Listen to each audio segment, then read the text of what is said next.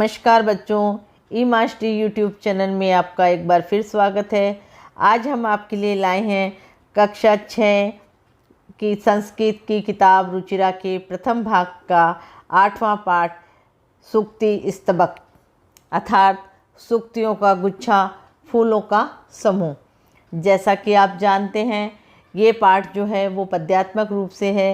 इस पाठ में आपके कुल 5 श्लोक हैं। तो हम सबसे पहले इसके कठिन शब्दार्थ देखेंगे, उसके बाद एक एक श्लोक का हम अर्थ और भावार्थ देखेंगे। अगर आप इस वीडियो को पूरा देखना चाहते हैं, इस पाठ को पूरा समझना चाहते हैं, तो मेरे साथ वीडियो के अंत तक बने रहिए। और यदि आपने अभी तक चैनल को सब्सक्राइब नहीं किया है तो सब्सक्राइब कीजिए, शेयर कीजिए इसको, ताकि अधिक से अधिक छात्र छात्राएं इस वीडियो का लाभ उठा सकें। तो चलिए हम शुरू करते हैं। शब्दार्थ, शब्द प्लस अर्थ। शब्दों के अर्थ। किसी भी भाषा को समझने के लिए आप अच्छी तरह से जानते हैं कि उसके कठिन शब्दार्थों का अर्थ आपको आना चाहिए। तो इसके शब्दार्थ हैं इस पाठ के: उद्यमेन यानी परिश्रम से, मेहनत से; मनोरथे यानी मन की इच्छा से; सिंह यानी शेर; मृग इसका मतलब होता है हरिण या पशु; दरिद्रता यानी दीनता, कृपणता, गरीबी से, कंजूसी से; प्रिय वाक्य प्रदानेन, प्रिय वाक्य बोलने से; तुष्यंती यानी संतुष्ट होते हैं, प्रसन्न होते हैं; मानवा यानी मनुष्य; तस्मात् का मतलब होता है इसलिए; वक्तव्यम बोलना चाहिए, वचने बोलने में; साधिते उपयोग किया, भवेत होगा या होना चाहिए; सार्थक अर्थपूर्ण, प्रयोजन युक्त; काकह काला, कृष्ण है काला; पिकह कोयल, पिक काकयो कोयल और कोय में; प्राप्ते आने पर, गच्छने यानी जाता हुआ; पिपीलिका यानी नर चींटी, पिपीलिका यानी मादा चींटी; याति यानी जाता हूँ; योजना नाम यानी 4 कोसों का, लगभग 12 किलोमीटर का क्षेत्र योजना होता है; शतानी यानी 100; अगच्छन यानी न चलते हुए, गच्छन यानी चलते हुए, दोनों एक दूसरे के विलोम हैं; वेन्ते यानी गरुड़। तो ये आपके कठिन शब्दार्थ हुए। अब हम श्लोक पे आते हैं।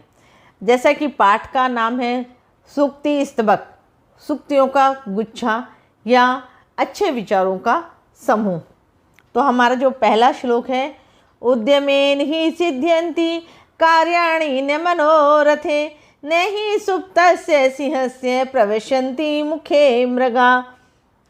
किसी भी श्लोक का अर्थ करने से पहले हमें उसका अन्वय कर लेना चाहिए, अर्थात उसको गद्य रूप में परिवर्तित कर लेना चाहिए। तो इस श्लोक का अन्वय होगा: कार्याणि उद्यमेन ही सिद्ध्यन्ति, मनोरथे न सिद्ध्यन्ति, ही सुप्तस्य सिंहस्य मुखे मृगा न प्रविशन्ति। अब अन्वय का अगर हम अर्थ करते हैं तो हमारे लिए इस श्लोक का अर्थ करना बहुत आसान होगा। कार्याणि मनोरथे ही न सिद्ध्यन्ति, परिश्रम से ही सारे कार्य सिद्ध होते हैं, पूर्ण होते हैं। केवल मात्र मन की इच्छा करने से कोई भी इच्छा पूर्ण नहीं होती, इच्छा सिद्ध नहीं होती है। क्योंकि आप जानते हैं, सोए हुए शेर के मुख में हिरण या कोई भी अन्य पशु प्रवेश नहीं करते हैं। शेर को अपना पेट भरने के लिए शिकार करना पड़ता है और फिर उसको खाना पड़ता है। अतः हमें सदैव परिश्रम करते रहना चाहिए। जब हम परिश्रम करेंगे, हम मेहनत करेंगे, तभी हमें मनवांछित परिणाम प्राप्त होंगे। चलिए अब हम लेते हैं दूसरा श्लोक। पुस्तके पठिते पाठे, जीवने नेव साधिते, किम भवेत तेन पाठेन, जीवनो यो न सार्थक है। इसका अन्वय है: पुस्तके पठिते पाठे, जीवने न साधिते, जीवने यह सार्थक है, न तेन पाठेन किम भवेत। अर्थात पुस्तके पठिते पाठे, पुस्तक में पढ़ा गया पाठ, जीवने न साधिते, जीवन में उपयोग में नहीं लिया तो, जीवने यह सार्थक है, न तेन पाठेन किम भवते, उस पाठ का क्या लाभ। अर्थात आपने कोई पाठ पाठ्य पुस्तक में पढ़ा या किसी अन्य किताब में पढ़ा, लेकिन उस पाठ में बताई हुई बातों को आपने अपने जीवन में नहीं उतारा, आपने उसका उपयोग नहीं किया, आपने उसके ज्ञान को अपने जीवन में सार्थक नहीं किया, तो उस पाठ को पढ़ने से कोई फ़ायदा नहीं है। अर्थात यदि आप कोई अच्छी बात सीखते हैं, आप पढ़ते हैं, सुनते हैं, तो उसको आप अपने जीवन में उतारिए। देखिए आपका जीवन कितना सरल और सहज हो जाएगा। हमारा जो तीसरा श्लोक है वो है प्रिय वाक्य प्रदानेन सर्वे तुष्यन्ति जन्तवे तस्मात् प्रियम ही वक्तव्यम वचने का दरिद्रता। इसका अन्वय है सर्वे मानवाः प्रिय वाक्य प्रदानेन तुष्यन्ति तस्मात् प्रियम ही वक्तव्यम वचने का दरिद्रता। अर्थात सर्वे मानवा सभी मनुष्यों को प्रिय वाक्य प्रदानेन तुष्यन्ति, हम प्रिय वाक्य बोल करके, मीठी वाणी बोल करके संतुष्ट कर सकते हैं। तस्मात् ही प्रिय वक्तव्यम वचने का दरिद्रता, इसीलिए मधुर वचन बोलने चाहिए। बोलने में कंजूसी किस बात की, दरिद्रता किस बात की। अर्थात मधुर वचन से जब सभी जीव जंतु प्रसन्न होते हैं तो हमें सदैव मधुर वाणी का प्रयोग करना चाहिए। आप अपने जीवन में इस बात को उतार कर देखिए। अगर आप मीठी वाणी का प्रयोग करेंगे, सबसे मधुर वाणी में बात करेंगे, तो मनुष्य जीव जंतु भी आपके दीवाने हो जाएंगे। आप जैसे घर से अगर बाहर निकलते हैं और आपको डॉगी मिल जाता है और आप प्यार से उसे आवाज़ करते हैं, तो वो आपको पहचान जाता है कि ये मेरे प्रिय वाक्य से हमें प्यार से पुकार रहा है। वो आपके पास आके दुम हिलाने लग जाएंगे। लेकिन उसी वाणी से आप कर्कश सा इस तरह से आप आवाज़ करते हैं तो वो आपसे दूर भागेगा, आपसे डरेगा, आपके ऊपर भौंकेगा। तो आप एक साधारण सा उदाहरण मैंने दिया है। तो आप अभी बच्चे हैं, आप अपनी वाणी को मधुर बनाइए, सबसे प्रेम से पेश आइए। देखिए आप जीवन में सहज ही सरलता को प्राप्त करेंगे, आप लक्ष्य को प्राप्त करेंगे, आप उन्नति को प्राप्त करेंगे।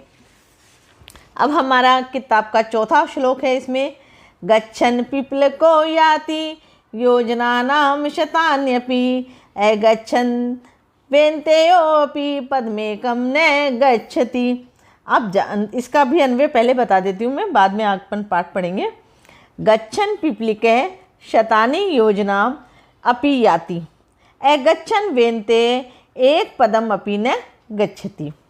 अर्थात चलती हुई चींटी, कितनी छोटा जीव होता है। आप अपने आसपास आपने पिपली का चींटी देखी होगी तो आप जानते हैं कि चींटी बहुत छोटी सी होती है, लेकिन चलती हुई चींटी सैकड़ों योजन पार कर लेती है। किंतु न चलता हुआ गरुड़ एक कदम भी नहीं चलता। अर्थात गरुड़, आप जानते हैं गरुड़ एक पक्षी है जो कहते हैं कि संसार में सबसे तेज उड़ने वाला पक्षी है, जो वो गरुड़ है। लेकिन अगर वो गरुड़ नहीं उड़े, वो अगर नहीं चले, तो वो एक कदम भी नहीं चल सकता।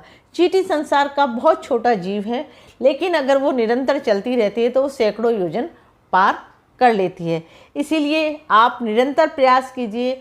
निरंतर किए गए प्रयास कभी निरर्थक नहीं जाते, हमेशा सार्थक होते हैं और आपको अच्छे परिणाम देते हैं।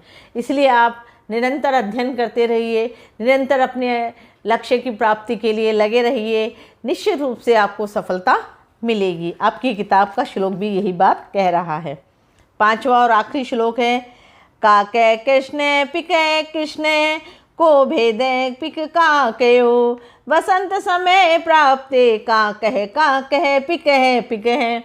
इसका अन्वय है काके कृष्ण पिके कृष्ण, कौवा भी काला है और कोयल भी काली है। पिक काकयो के भेद है, कोयल और कौवे में क्या भेद है। वसंत समय प्राप्ते काके पिके।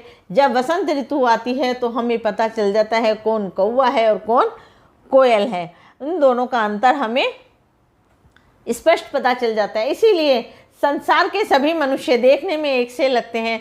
सभी को भगवान ने लगभग समान स्वरूप दिया है। दो आँख, दो नाक, दो आँख दी हैं, दो कान दिए हैं, एक नासिका दी है, एक चेहरा दिया है, दो हाथ दिए हैं, दो पैर दिए हैं। लेकिन जब वो बोलते हैं तो उनकी वाणी से उनके गुण और अवगुणों का हमें पता चल जाता है। दोनों का, मूर्ख और ज्ञानी व्यक्ति का अंतर हमें स्पष्ट हो जाता है। तो वाणी को सोच समझ के इस्तेमाल करना चाहिए और हमारे गुणों का प्राकट्यकरण, हमारे गुणों का पता हमारी वाणी से लगता है। आशा है आपको ये पाठ अच्छे से समझ में आया होगा। मैं ये मंगल कामना करती हूँ कि आप सभी इन वीडियो को देख के अच्छे से अपने पाठ को समझें और परीक्षा में अच्छे अंक लाएं। आपको ये वीडियो कैसा लगा कमेंट्स बॉक्स में हमें बताइए। वीडियो को सब्सक्राइब कीजिए, हमारे चैनल को सब्सक्राइब कीजिए, वीडियो को शेयर कीजिए, आगे बढ़ाइए। फिर मिलती हूँ एक नए पाठ के साथ। धन्यवाद। फिर मिलते हैं एक नए पाठ के साथ।